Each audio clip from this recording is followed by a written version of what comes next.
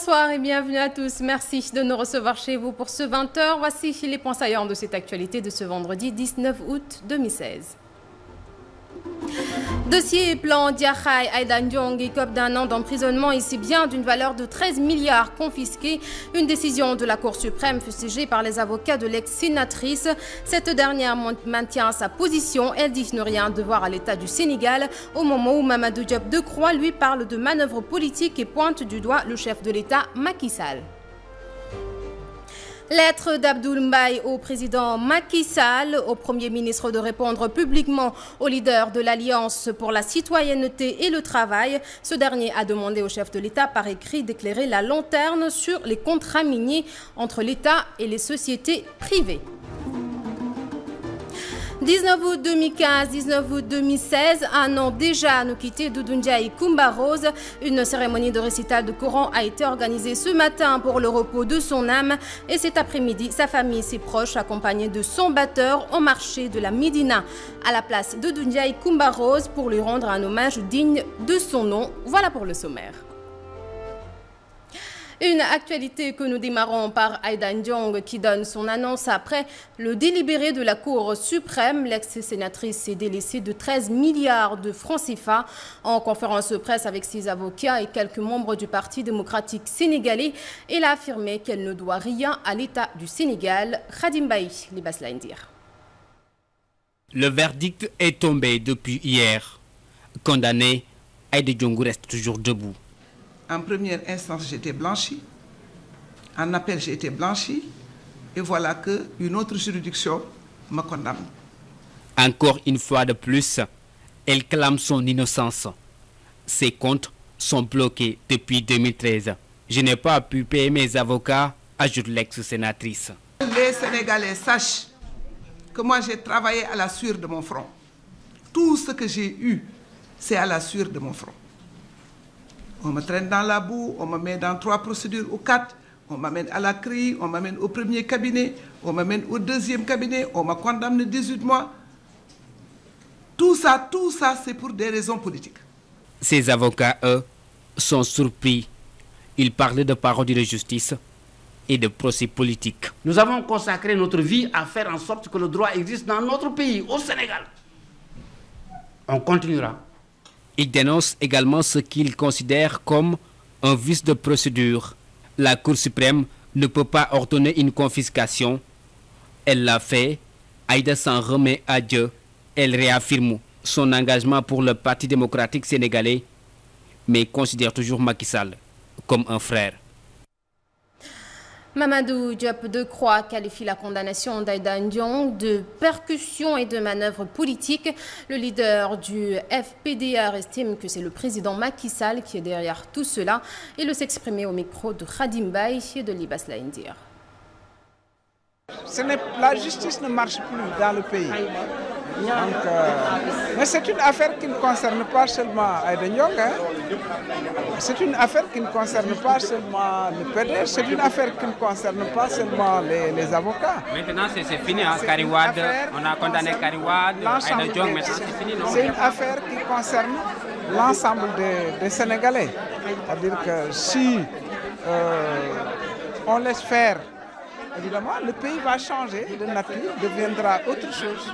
Maintenant, si évidemment les gens se battent, et je pense que ce sera le cas, évidemment, en ce moment-là, le pays pourra redevenir un état de droit, ce qu'il n'est plus. Réponse submergée à la bergère, Mohamed Boun Abdallah Dionne répond publiquement à Abdoul Mbaye. Cela fait suite à une lettre que le président de l'Alliance pour la citoyenneté et le travail a adressée ce matin au chef de l'État, lettre dans laquelle l'ancien Premier ministre demande au président de la République d'apporter des éclairages sur les contrats miniers entre l'État et les sociétés privées. Cheriabi. Boun Abdallah Dionne répond du tac au tac. Le successeur d'Abdoul Mbaye n'a pas attendu 24 heures pour apporter une réponse publique au Premier ministre du premier gouvernement de Macky Sall. Selon Boun Abdallah Dionne, la publication d'informations relatives à des contrats entre l'État et des sociétés privées quand la loi l'autorise expressément, obéit à des procédures et incombe à des organes officiels prévus par les textes et pratiques organisant le fonctionnement de l'État. Cela fait suite à une requête du président de l'Alliance pour la citoyenneté et le travail qui demande la publication de toutes les clauses, sans exception, des MOU, décrets et contrats d'exploration et de production de pétrole et de gaz déjà signés ou en voie de l'être, afin de respecter les règles de transparence dans la gouvernance des ressources naturelles.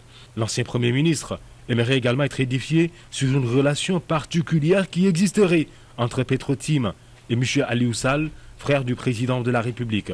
Abdoul Mbaye confie qu'il n'a cependant pas été fait état avant adoption des décrets 2012-596 et 2012-597 du 19 juin 2012 portant approbation du contrat de recherche et de partage de production d'hydrocarbures conclu entre l'État du Sénégal, Petrosen et Petro-Tim pour les blocs de Saint-Louis et Kayar. Et Boun Abdallah Dionne de renvoyer Abdoul Mbaye au décret 2013-881 du 20 juin 2013 qu'il avait contresigné en sa qualité de Premier ministre. Le chef du gouvernement rappelle à son prédécesseur que les informations concernant les contrats miniers et pétroliers sont traitées et fournies par le système d'information du gouvernement d'une part et non par le président de la République ainsi que par les organes spécialement dédiés comme le Comité national de l'initiative pour la transparence dans les industries extractives qui prévoit d'ailleurs de publier son prochain rapport le 16 février 2016. Parlons à présent de l'élection du Haut Conseil des collectivités territoriales, une échéance qui suscite peu d'engouement chez les Sénégalais lambda. D'aucuns estiment que c'est un Sénat bis qui va encore coûter de l'argent aux contribuables. Voyons ça avec Baboundour. Le Haut Conseil des collectivités territoriales ne dit absolument rien ou presque aux Sénégalais lambda. Ces personnes interrogées jugent inopportun l'implantation d'une telle structure. Actuellement au Sénégal, il y a beaucoup de gens qui ne comprennent pas actuellement le vrai sens du mot haute collectivité territoriale. C'est ça le problème des Sénégalais. Parce que comme moi, franchement, je ne maîtrise pas vraiment le vrai sens du mot et quel rôle ils vont apporter pour le Sénégal, quoi. Parce que j'ai entendu dire que c'est du Sénat bis, quoi. À quelques semaines de la tenue de l'élection des membres de cette institution, les populations interpellées affichent un désintéressement sans commune mesure. Moi, je vois que l'État a d'autres priorités, qui n'est de créer des institutions budgétivores. Les communes en plein exercice ont des problèmes. L'État n'arrive pas à régler le problème des communes en plein exercice. Eux de prendre 10 milliards, de donner ça à une institution budgétivore qui ne servira à rien du tout. Il y a des acteurs économiques qui sont là, qui peuvent orienter les collectivités locales. Pour ce sexagénaire, si le Haut Conseil est fait pour soulager les maux de la population, alors il est le bienvenu. Si c'est maintenant pour essayer de régler ou en tout cas de solutionner réellement et authentiquement ce que les gens attendent du gouvernement, je crois que ça peut être une bonne chose. Si en tout cas si c'est pour soulager tout acte qui doit être posé pour soulager les problèmes ou solutionner les problèmes des populations, je suis partant. L'élection du Haut Conseil est prévue pour le 4 septembre. Une campagne auparavant qui risque de se faire dans la timidité, car les Sénégalais lambda n'accordent pas trop d'intérêt à ce qu'ils qualifient de Sénat bis. Autre actualité, parmi les 15 pays membres de la CEDEAO, 2 pays, à savoir le Nigeria et la Gambie, n'ont pas encore signé les APE, accords de partenariat économique. Pourquoi ces 2 pays refusent de parapher les APE? Pour le coordonnateur national de la coalition non aux APE, ces 2 nations ne veulent pas perdre 75 milliards de francs CFA par an comme le Sénégal. L'économiste Maïssa Babou a quant à lui affirmé que les APE n'apportent rien à l'Afrique, particulièrement au Sénégal. Et là, je m'alexissais les Baslandir.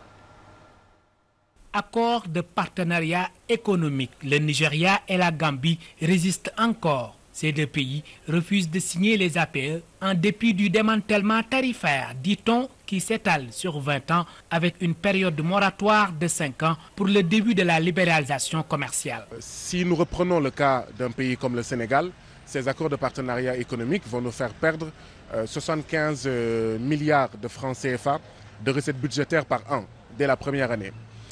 240 milliards de francs CFA par an de recettes budgétaires à partir de la 20e année. Voilà les raisons pour lesquelles le Nigeria et la Gambie ne veulent pas signer ces accords de partenariat économique. Les deux pays qui refusent, le Nigeria pour son pétrole et peut-être la Gambie pour des principes, parce que tout le monde connaît le caractère quand même du président gambien, je crois que ce sont des résistances qu'il faut saluer, parce que ces accords-là ne profitent pas à nos pays. Avec les APE, c'est la course vers un dynamisme économique entre l'Europe, les États-Unis, la Chine et le Brésil. Et la mise en œuvre des accords de partenariat économique autorisera sûrement à terme l'entrée sur le marché communautaire des produits européens à des droits de douane préférentiels. Mais à quelle fin? Ce que l'Europe cherche, c'est une prééminence commerciale, c'est-à-dire que devancer ces pays-là sur le plan commercial en Afrique. En quoi faisant? En nous imposant de venir sur notre marché, comme s'ils vendaient en plein Paris, comme s'ils vendaient dans une région comme Bordeaux, sans payer de taxes, de droits, de rien du tout, et mettre en mal, sur le plan de la compétitivité, nos entreprises locales. Je donne juste l'exemple le plus facile, qui est l'exemple de la poudre de lait. En Wolof, Pendermeo. Cette poudre de lait, avec les accords de partenariat économique, quand elle viendra des pays de l'Union européenne, ne paiera plus de droits de douane pour entrer au Sénégal ou dans les 15 autres pays de l'Afrique de l'Ouest. Ça veut dire que cette poudre de lait va concurrencer, le lait local. Le lait produit, par nos vaches. Au même moment, le Ghana et la Côte d'Ivoire préfèrent les accords de partenariat économique intérimaires. Leurs parlementaires l'ont d'ores et déjà entériné. Résultat, les tarifs ne sont pas les mêmes avec les autres pays membres de la CEDEAO. Direction la gare routière de Thiès où la reprise est effective. Si les chauffeurs font leur mea culpa, les voyageurs, eux, se radicalisent. Ils exigent un changement de comportement et d'outils de travail. Moussa Diagne, Abdouboy. Après 48 heures de grève, le trafic a repris à la gare routière de Thiès. Les chauffeurs de transport en commun font leur mea culpa et les coxeurs apprécient. Nous exigeons auprès de tous les clients. On a fait la grève parce que dans ce pays, on est les mal aimés de ce pays.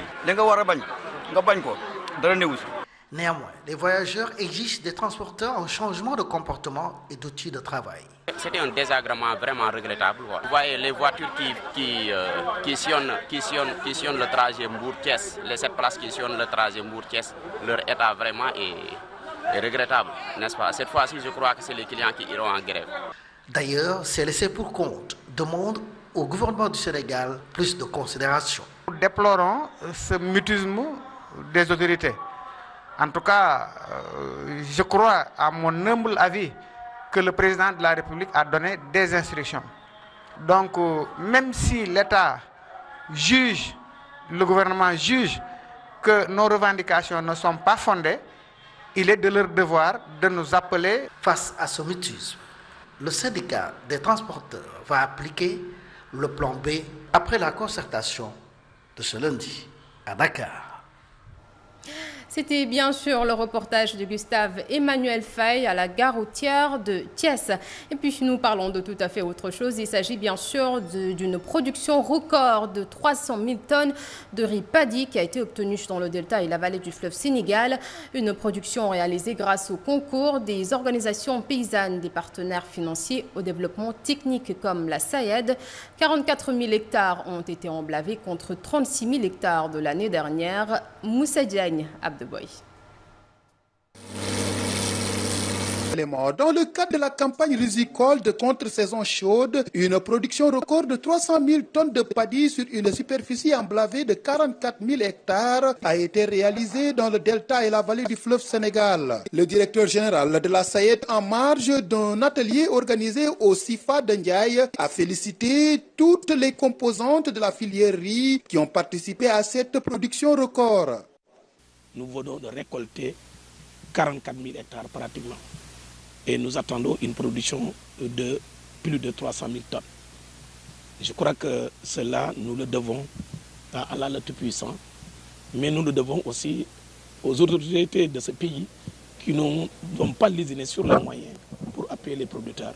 Mais nous le devons surtout aux producteurs qui ont bravé toutes les contraintes pour aboutir à ces résultats-là.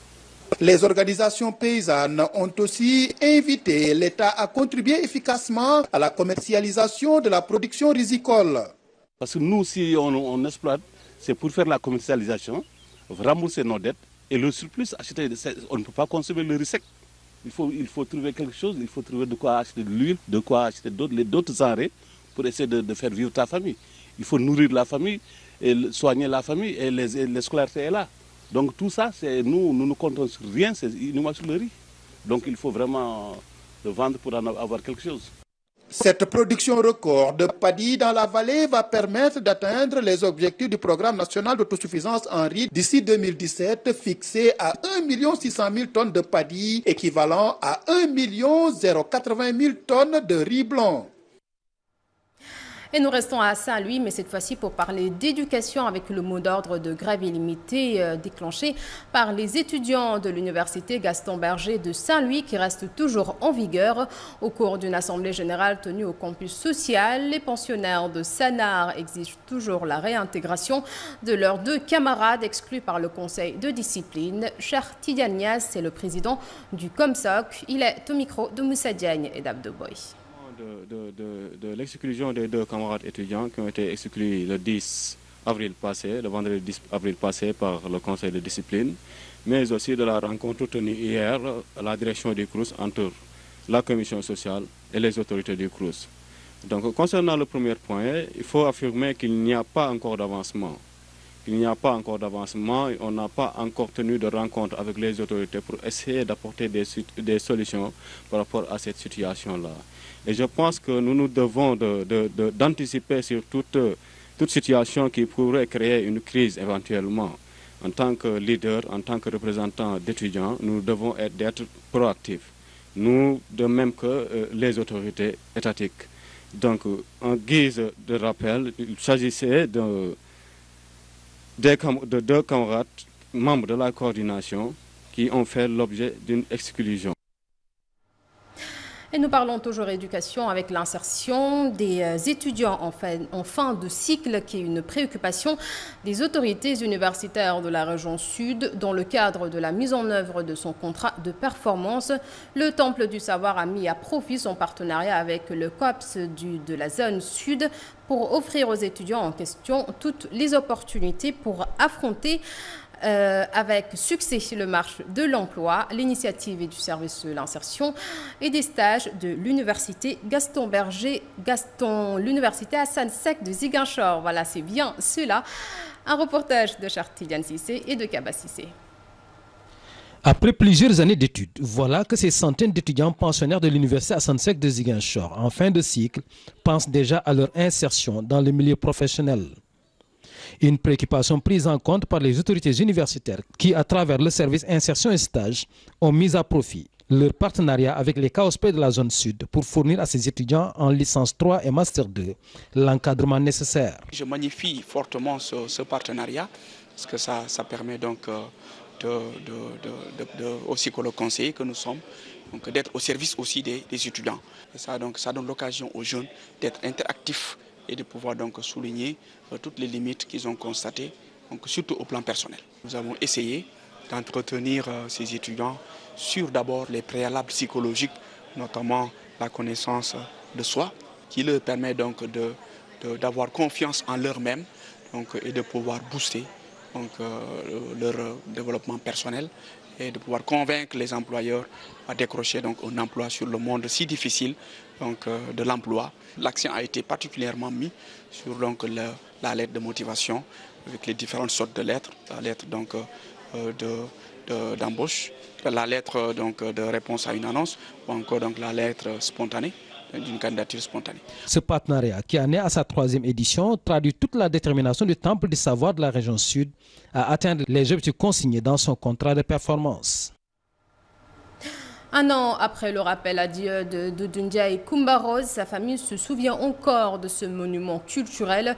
Des séances de prière ont été formulées pour le repos de son âme. Et cet après-midi, le monde culturel, sous l'égide de sa famille, a organisé une procession de la Médina à la place qui lui est dédiée avec son batteur au rendez-vous, Hawa Konaté et Amdi Fall.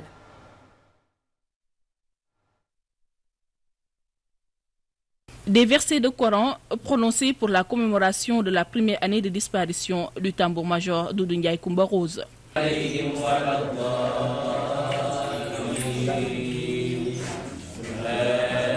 Des prières formulées pour le repos de son âme, des prières aussi adressées à l'endroit de tous les disparus. Dans sa maison 6, aux HLM 1, sa progéniture se souvient de celui qui fut le pilier de la famille.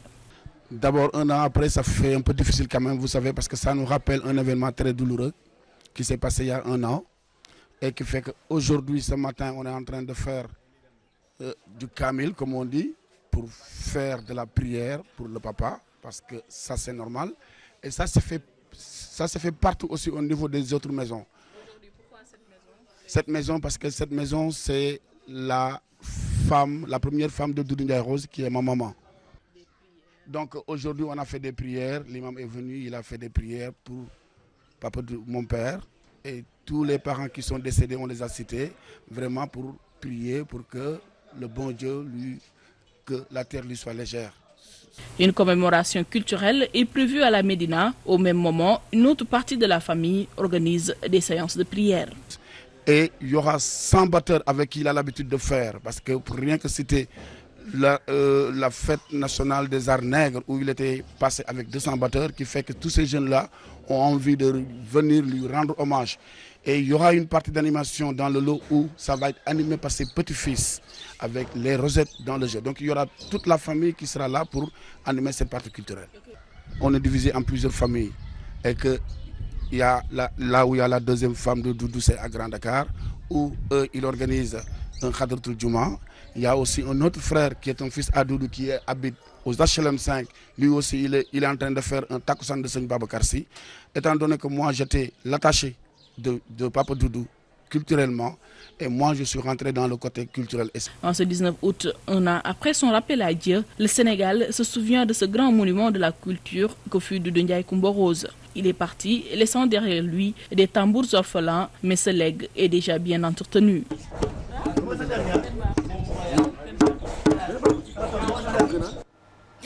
Place à présent à l'actualité hors de nos frontières, en bref et en images, mais allons voir d'abord ce qui se passe en République démocratique du Congo, puis en France.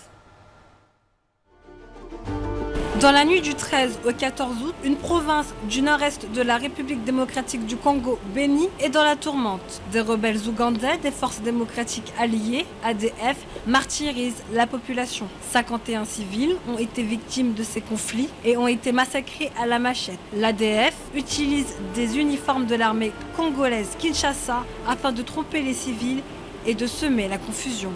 Le président Paul Biya avait promis aux habitants la paix, la sécurité et la stabilité. Les habitants de Béni sont en colère face à autant d'insécurité et n'ont aucune confiance au gouvernement ainsi qu'aux forces armées qui sont censées les protéger.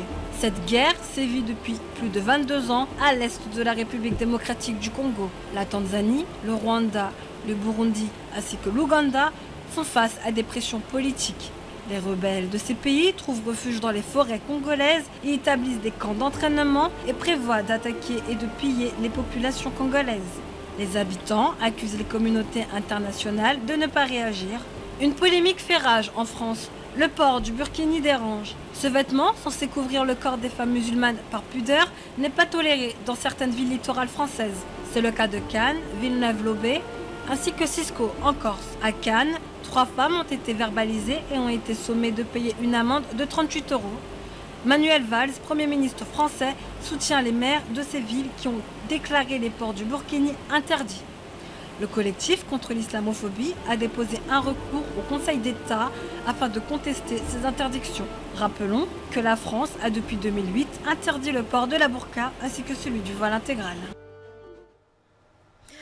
Et c'est maintenant l'heure d'accueillir Sahel Sissoko sur ce plateau pour le supplément sport. Bonsoir Sahel. Bonsoir Fatou. Un supplément que nous démarrons avec le taekwondo, un sport que j'ai déjà démarré, mais j'ai arrêté. Ah bon, il y a de quoi avoir peur. Mais je n'en pouvais plus Sahel. Ouais, je comprends, c'est pas du tout facile. En tout cas, c'est le Sénégalais Balla Dièye, il a pris part au JO de Rio. Malheureusement, il a été éliminé hier. Donc Balla Dièye qui a laissé un message assez émouvant pour le public sénégalais.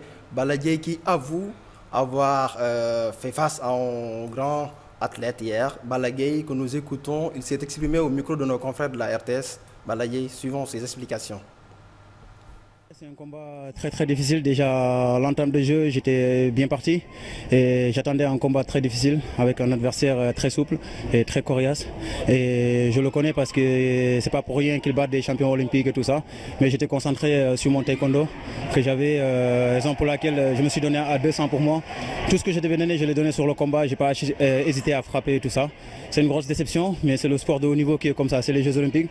Ça joue à rien du tout entre les adversaires parce que c'est les 16 meilleurs au monde. J'aurais tellement aimé amener une médaille pour mon pays parce qu'il y a des messages de soutien de partout au Sénégal. Raison pour laquelle, même si la pression était tellement forte que je le ressentais tous les jours, et venant aussi du président de la République et aussi d'autres personnes que je ne peux même pas citer parce que tout le peuple sénégalais était derrière moi pour me soutenir. Et raison pour laquelle aujourd'hui j'étais vraiment déterminé pour aller chercher quelque chose. Mais c'est le haut niveau qui est comme ça. Il y aura des perdants et des vaincus. Maintenant, il faut se focaliser sur le travail pour la suite et essayer de faire tout pour que le Sénégal puisse monter dans les podiums olympiques. À l'instant même, Balla Gaye qui est un peu déçu, mais quand même qui rend hommage au public sénégalais. Et puis, on l'a appris également, Adama Diatta en lutte a été éliminé en 8e de finale. Il n'a pas pu être repêché parce que son tombeur a été battu par un Japonais dans la foulée. Donc le Sénégal qui risque de rentrer bredouille quand même. Et nous parlons à présent du roi du 100 mètres et du 200 mètres. Il s'agit du Jamaïcain Usain Bolt. Si vous voulez, vous l'appelez également la foudre, puisque lui, c'est la foudre. Il va tellement vite, Usain Bolt. Il a encore frappé la nuit dernière en s'emparant des 100 mètres. Il avait gagné les 100 mètres. Usain Bolt, il est tout simplement inarrêtable. Le sprinter jamaïcain a avoué qu'il est le plus grand coureur du monde à l'heure actuelle. Ça, on lui concède. Nous avons choisi pour vous, pour nous également nous régaler et revenir un peu sur les exploits individuels de Usain Bolt ces 2 dernières années ou même ces 10 dernières années.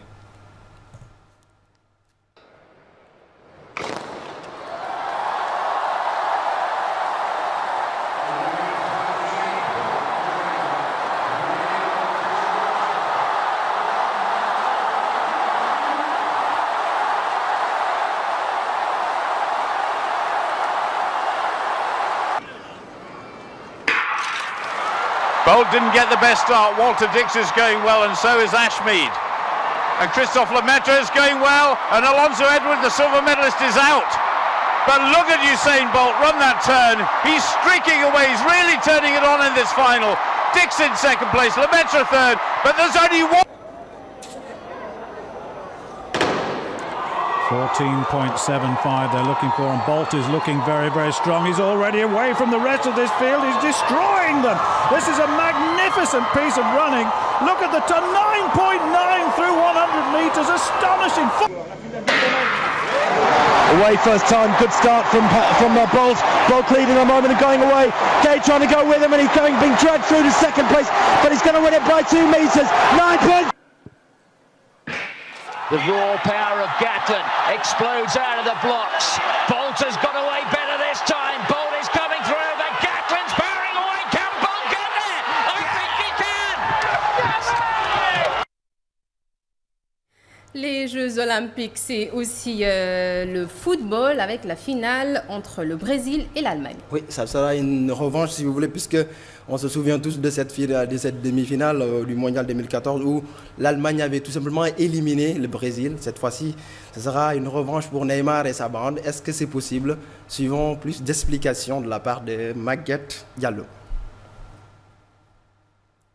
Qui ne se souvient pas de l'humiliation du Brésil il y a juste 2 ans, lors du mondial, les Ori Verdes affrontaient la Mannschaft en demi-finale de leur mondial. C'est la stupéfaction générale. Lucas Podolski et ses coéquipiers corrigeaient les Brésiliens. Le score est lourd, 7-1, vécu comme un drame national. Voilà qu'ils se retrouvent encore au Brésil pour la finale des Jeux Olympiques. Un goût de revanche pour les Brésiliens qui tenteront samedi soir au stade Maracanã de faire oublier au peuple brésilien la plus large défaite de leur histoire à domicile. Le Brésil, finaliste des Jeux Olympiques à Londres en 2012, avait perdu le match face au Mexique. Cette fois-ci, la Seleção peut compter sur son attaquant prodige Blaugrana Neymar, auteur d'un tournoi réussi. La coupe serait l'apothéose pour la star brésilienne. On va rester pour parler de football cette fois-ci, de championnats européens qui ont démarré. Oui, puisque en Premier League, c'est en Angleterre, Leicester a trébuché d'entrée pendant ce temps. C'est Manchester United qui s'est régalé avec Zlatan Ibrahimovic. Et puis également, il y a Sadio Mané, le faux follet sénégalais, qui s'est bien illustré. Plus de détails, on reste avec vous, Maguette Diallo. Un champion qui tombe d'entrée face à un promu. Leicester tombe de son piédestal. Claudio Ranieri et ses joueurs ont été défaits par les Tigers d'Hull City. Manchester United a déroulé face à Bournemouth. Zlatan Ibrahimovic a même marqué son premier but en Premier League. L'autre Manchester de Pep Guardiola s'est imposé de justesse face à Sunderland. Cette première journée a aussi réservé le premier choc de la saison. Liverpool s'est imposé face à Arsenal à l'Emirates. Les Reds envoient un message clair au reste de l'Angleterre avec un Sadio Mané intenable. La Première Ligue avec son homogénéité, ses matchs intenses, son ambiance et ses scénarios de folie cette saison. Elle a accueilli des entraîneurs exceptionnels, Wenger, Conte, Guardiola, Mourinho, Klopp, Pochettino et Ranieri. Le casting est phénoménal et promet déjà des rencontres d'anthologie avec le retour du duel Mourinho-Guardiola. Qui sera le nouveau champion du royaume? Leicester conservera-t-il son titre? Qui sortira vainqueur de ce grand combat des boss? Réponse au mois de mai 2017. Des 3 dernières Ligues des Champions et des 3 dernières Ligues Europa, les clubs espagnols ont tout raflé depuis la saison 2013-2014. 2 Ligues des Champions pour le Real Madrid et une pour les Blaugrana. Le FC Séville est le maître incontesté en C3. La Liga débute dès ce soir. Du Barça, double tenant du titre, du Real Madrid avec son armada offensive ou de l'Atlético de Madrid avec sa défense de fer sera sacré champion d'Espagne pour la saison 2016-2017. Et nous restons avec le football, mais cette fois-ci pour terminer avec les moins de 17 ans. Oui, les Lionceaux qui vont recevoir demain les Tunisiens, puisque à l'aller, ce sont les Lionceaux, les poulains de Alimal, qui s'étaient imposés 3-2. Demain, retour au stade Demba Diop à partir de 17h. Bien sûr, les Lions sont un peu favoris, puisqu'il ne reste qu'à faire un match nul ou même ne pas concéder de défaite. Ce sera demain au stade Demba Diop. Les Lions jouent dans le cadre des éliminatoires de la CAN U17 prévu à Madagascar en 2017. Il faut rappeler que le vainqueur de ce match va croiser le Maroc ou la Guinée. Et comme tous les jours, c'est très rapide. Ah oui, c'est très rapide. C'est déjà fini? Avec le sport, on va très vite, on va très fort, c'est mieux. Alors là, en tout cas, c'est toujours un plaisir de vous accueillir sur ce plateau et merci beaucoup d'être passé comme tous les vendredis. Merci également à vous de nous avoir accueillis chez vous. L'info revient demain à 13h en Wolof avec Samba Ardoba. Quant à moi, je vous retrouve le soir à 20h. D'ici là, restez avec nous. Les programmes continuent.